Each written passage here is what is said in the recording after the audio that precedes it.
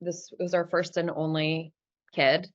And so I didn't have a reference point, but what we were hearing back from his pre-K at the time, and then eventually through kindergarten, as we worked with you, was like a lot of dysregulation. So he would be, if he had big feelings either way, big positive feelings resulted in like shoving, punching, like big emotion, big just outbursts, and then big frustration. And then, yeah, big negative feelings. He was like kind of inconsolable and also had this physical reaction. And we didn't know, again, starting from a place of like, we didn't know what was normal. And then we didn't have any tools for correcting it. Would you agree? Yeah. That's some of the early stuff. So, and then listening, I think that's like an all-encompassing theme, but it was really difficult to get him from those like late toddler to like early kid, big kid years. It was really difficult to, I feel like we would just say his name like hundreds of times before he paid attention. You ask him to do something and it would be like whining or complaining and didn't want to. And so there was just a lot of what felt like us constantly having to like drag him along. And we also, he was very, very outgoing. He is a very outgoing kid, was and is.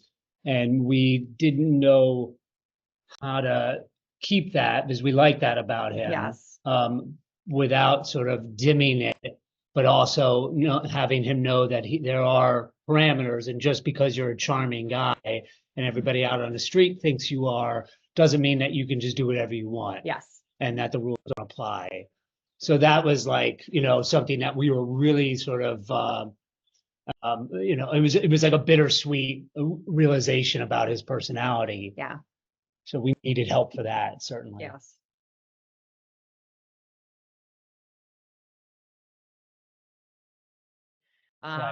It gave me so much power. Like I felt like we were empowered for the first time to really create the family dynamic that we wanted. And I've said to so many people about this, it wasn't a class about fixing Mo. It was a class about like giving us the tools.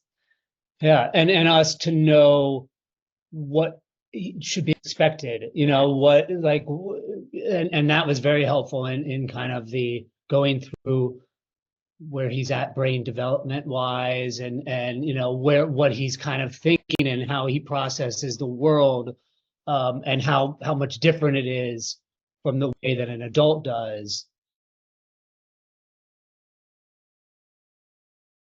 And I think you were too nice to say it, but might have been horrified to hear me say, like, I definitely thought before this course that like my options were like he had a screen or I played with him. Like I kind of genuinely believed that. I'm not a bad parent, I swear to God.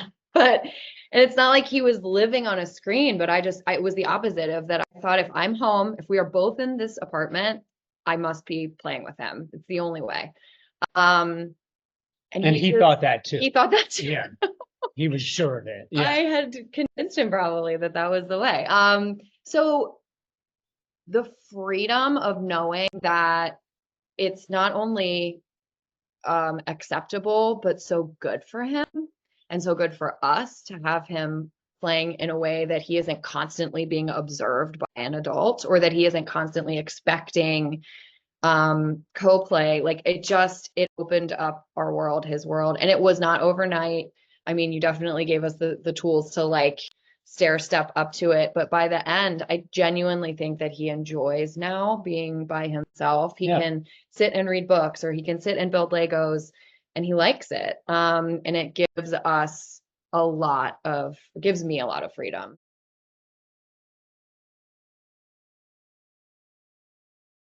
And I'll say another thing that was going on at the time, that has really been impacted by the course is the transition parts, and my frustration at his inability to transition seamlessly, and to not like to just, hey, we got to go, you got to do this, and that was like happening on a daily basis. Or I'd just storm into his room and be like, you got to get going right now, we have 5 minutes, we got to go, And probably one of the more enduring lessons that I learned from the course is like, give him some room to breathe. Give yourself some room to breathe, like everything doesn't have to be like, we're doing this and then go. It can be, hey, dude, we're leaving in like 10 minutes. We're going to be doing this. So, or waking him up, and he's asleep now. So I'm going to go like talk in his ear and tell him I'm sorry. But I think very good.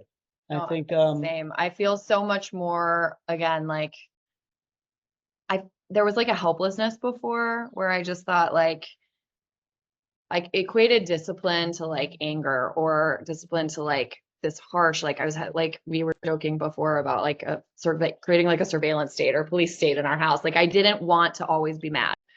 And now I feel like we don't have to be mad. And he doesn't have to be sad. And we get to have a lot more fun.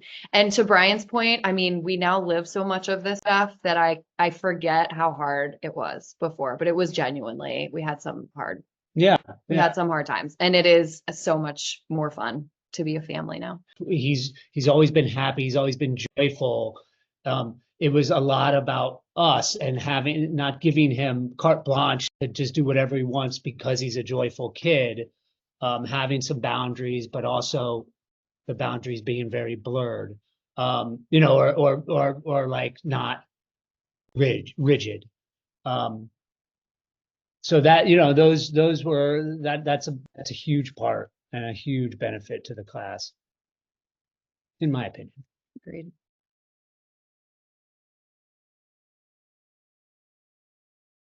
I'm so grateful we did it. And I'm glad we didn't wait.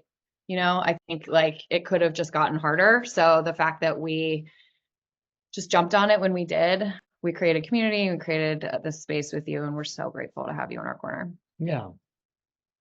What she said.